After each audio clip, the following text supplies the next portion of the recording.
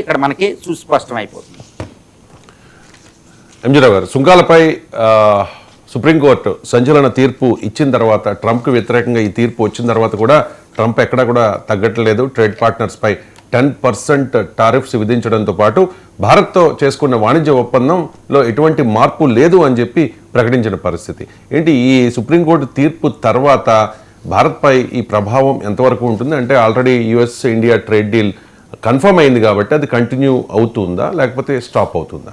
Yes అండి, ఇప్పుడు America supreme court trade deal Trump tariffs అనేవి వర్తించవు, రాజ్యాంగబద్ధం కాదు అని తీర్పు ఇచ్చిన తర్వాత ఇండియా యుఎస్ ట్రేడ్ డీల్ పరిస్థితి ఏంటి? ఈ క్వశ్చన్ అడిగినప్పుడు జర్నలిస్ట్గా ఆయన ఏం చెప్తున్నారంటే యుఎస్ ఇండియా ట్రేడ్ డీల్ అలాగే ఉంటుంది, 18% టారిఫ్స్ అలాగే ఉంటాయి, దానికి అదనంగా ఇంకో 10% టారిఫ్స్ గ్లోబల్ టారిఫ్స్ అంటూ విధిస్తున్న యుఎస్ ట్రేడ్ యాక్ట్ ప్రకారం 1974 ప్రకారం ఆయన మాట్లాడడం జరిగింది. కానీ ఇక్కడ పరిస్థితి మనం చూడాలి. ఇక America supreme court Trump tariffs రాజ్యాంగ విరుద్ధమని ప్రకటించి తీర్పు ఇచ్చిన తర్వాత ఇక ఇండియా యుఎస్ ట్రేడ్ డీల్ ఉండదు కాక ఉండదు. ఇందులో చాలా క్లియర్గా ఉంది. ఎందుకంటే ట్రంప్ నేను 18% టారిఫ్స్ విధిస్తా, 20% విధిస్తా, రష్యా ఆయిల్ తెచ్చుకుంటూ ఇంకో 20%, 50% టారిఫ్స్ అని బెదిరించడానికి ఇంకా లేదు. ఎందుకంటే అమెరికన్ కాంగ్రెస్ అథారిటీ లేదు కాబట్టి, అమెరికా అధ్యక్షుడికి ఇంకా అథారిటీ లేదు. అంటే అమెరికన్ కాంగ్రెస్ ఆమోదించకుండా యుఎస్ ప్రెసిడెంట్ తనకు తాను ఎగ్జిక్యూటివ్ ఆర్డర్తో ఇండియా మీద టారిఫ్స్ విధించలేడు. కాబట్టి ఇప్పుడు ఇండియా యుఎస్ ట్రేడ్ డీల్ అనేది ఇంకా అయిపోయిందండి. అది బంగాళాఖాతంలో పసిఫిక్ మహాసముద్రంలో కలిసిపోయినట్టు, ఇంకా అది ట్రేడ్ డీల్ లేదు. ఇప్పుడు ఆయన అన్నంత మాత్రాన్ని ఏమీ లేదు. ఇప్పుడు ఇండియా యుఎస్ ట్రేడ్ డీల్ ఇప్పుడు మార్చిలో ఫైనల్ సంతకాలు అవ్వాలి. 18% టారిఫ్స్ ఇండియా మీద, అదేవిధంగా అమెరికా మీద మనం తగ్గిస్తున్నాం. ఇప్పుడు ఇంకా దానికి స్థానం లేదు. ఎందుకంటే అమెరికాతో ఇప్పుడు ఇండియా కూడా ఇంకొక ట్రేడ్ డీల్ కుదుర్చుకోవడానికి డిస్కషన్స్ కూడా చేయాల్సిన అవసరం మనకు లేదు. కాబట్టి యుఎస్ ప్రెసిడెంట్తో మనం ఏంటంటే అలా తెగేదాకా తెచ్చుకోం. ఎందుకంటే యుఎస్ ప్రెసిడెంట్ కోర్టులో కాలయాపన చేస్తూ ఇంకో 10% గ్లోబల్ టారిఫ్స్ విధించాడు. ఇప్పుడు 18%, 10% అయినాయి, అంతే, ఏమీ లేదు. ఇప్పుడు ట్రేడ్ డీల్ ఇంకా లేదు ఈ అమెరికాతో మనకి. కానీ ఇప్పుడు 10% అదనంగా విధించాడు. ఎందుకంటే ఇంకో యాక్ట్ IEEPA అంటే international emergency economic powers authority 1977 ప్రకారం అనేది ఇంకా లేదు.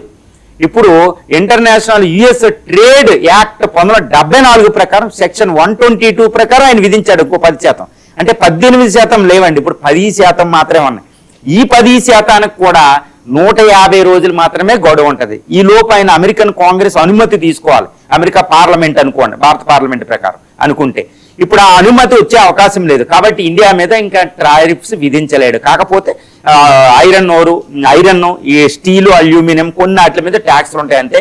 ఇప్పుడు ఆయన విధించిన 10% టారిఫ్స్ కూడా ఫార్మాస్యూటికల్స్ వర్తించవు, ఈవెన్ టెక్స్టైల్ కూడా వర్తించవు, కొన్ని ప్రొడక్ట్స్ మాత్రమే వర్తిస్తాయి. కాబట్టి ఇండియాకి బిగ్ రిలీఫ్. అంటే ఏప్రిల్ 2 ఆయన టారిఫ్స్ మొదలుపెట్టిన ఏప్రిల్ 2, 2025కి ముందున్న సిచ్యువేషన్కి ఇండియా యుఎస్ ట్రేడ్ వెళ్ళబోతుంది. కాబట్టి ఆయన ఇంకా ట్రంప్ ప్రభావం ఇంకా భారత ట్రేడ్ మీద ఏ విధంగా కూడా లేదు.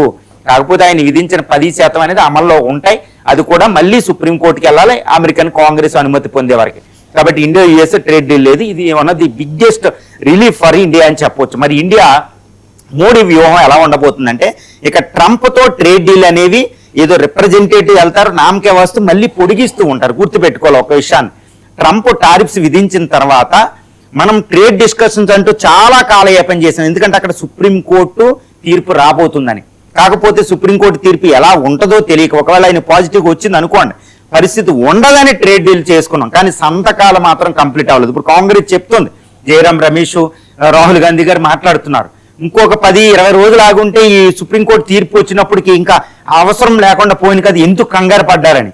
కానీ ఒకటి గుర్తుపెట్టుకోవాలి, మోడీ చాలా తెలివిగా చేసినట్టు. ఎందుకంటే యుఎస్ సుప్రీం తీర్పు ఎలా ఉంటుందో తెలియదు, ఊహించే నలవి కాంది. ఎందుకంటే ట్రంప్ నామినేట్ చేసిన 2 జడ్జిలు కూడా అక్కడ ఉన్నారు, వాళ్ళు ఈ రోజు వ్యతిరేకంగా ఇస్తారని ఎవరు ఊహించుకోలేదు.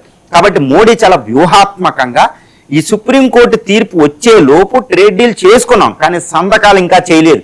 ఇంకా సంతకాలు ఇప్పుడు ఆపేస్తాం అనమాట. కాబట్టి మోడీ చాలా వ్యూహాత్మకంగా వ్యవహరించారు. తర్వాత ఇప్పుడు అమెరికాతో మనం దెబ్బలాడే పరిస్థితి లేదు. ఇప్పుడు ట్రంప్ అధికారంలో ఉన్నారు, ఇంకా ఆయన ఏం పదవిచ్యుతి అవ్వలేదు. కాబట్టి ఇంకో 10% అంటున్నారు. ఇక్కడ ఇండియా ఏం చేస్తుందంటే కాలయాపన చేస్తూ ఉంటది.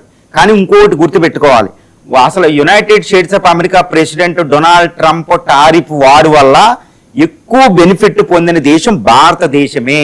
ఈ ఒక్క పాయింట్ చాలా ఇంపార్టెంట్ పాయింట్ అండి. అసలు యుఎస్ టారిఫ్స్ వారు మొదలు పెట్టడం వల్ల ఎక్కువ ప్రయోజనం పొందింది ఇండియానే.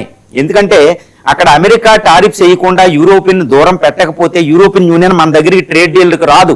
24 సంవత్సరాల నుంచి డిస్కషన్ జరుగుతున్నాయి. ట్రంప్ టారిఫ్స్ విధించడం వల్ల ట్రంప్తో శత్రుత్వం వహించి EU వచ్చి మనతో ట్రేడ్ డీల్ చేసుకుంది. Mother of all deal. ఎంత ప్రయోజనం పొందాం మనం. జపాన్ ట్రేడ్ డీల్ చేసుకుంది, సౌత్ కొరియా ట్రేడ్ డీల్ చేసుకుంది, న్యూజిలాండ్, ఆస్ట్రేలియా ఇవన్నీ అమెరికా మిత్ర దేశాలు ట్రేడ్ డీల్ చేసుకున్నాయి.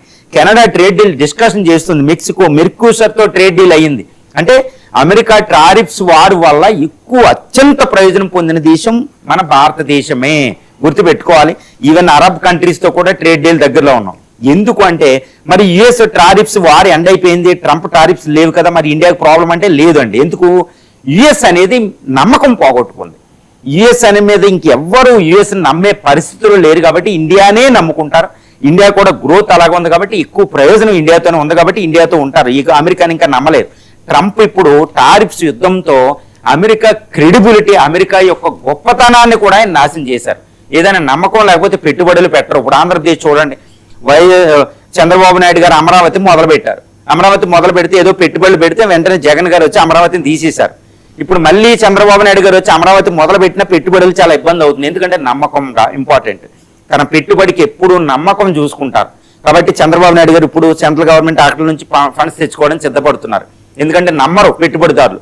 ఇప్పుడు యుఎస్ మళ్ళీ టారిఫ్స్ వారు లేకపోయినా, ట్రంప్ దిగిపోయినా మళ్ళీ రిపబ్లికన్స్ వస్తారు, ఎలా ఉంటుందో తెలియదని పెట్టుబడులు అయితే పెట్టరు. వాళ్ళతో ఎవరు నమ్మరు. ఈవెన్ బ్రిటన్ కూడా దాన్ని నమ్మదు. వైట్ శ్వేత జాతీయ దేశాలు కూడా అమెరికాని నమ్మవన్నమాట. సో ఇండియా చాలా బెనిఫిట్ పొందింది. మోడీ ఈ క్రైసిస్ను అద్భుతమైన అవకాశంగా మలుచుకున్నారు. ఇప్పుడు ఇండియా అమెరికాతో మనం మోడీ వ్యూహం ఎలా ఉండబోతుందంటే, నువ్వు టారిఫ్స్ విధించావు, మళ్ళీ డిస్కషన్ జరుగుతూనే ఉంటాయి కానీ సంతకాలు మాత్రం చేయరు. కాబట్టి అమెరికాతో ట్రంప్తో అనవసరంగా ఆయన హత్య చేయం, ఆయనతో డిస్కషన్ చేస్తూ ఉంటాం. ముందుకు వెళ్దాం, వెనక్కి వెళ్దాం.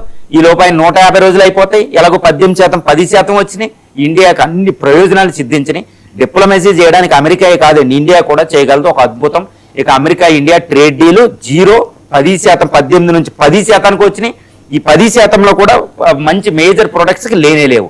కాబట్టి ఇండియాకి ఏప్రిల్ 2, 2025కు ముందున్న ట్రేడ్ వచ్చేసింది. కాబట్టి ట్రంప్ వెనక్కి తగ్గి ఇంకా ట్రేడ్ వారు కూడా ఎక్కువ చేసే అవకాశం ఆయనకి లేదు. రైట్. ఇక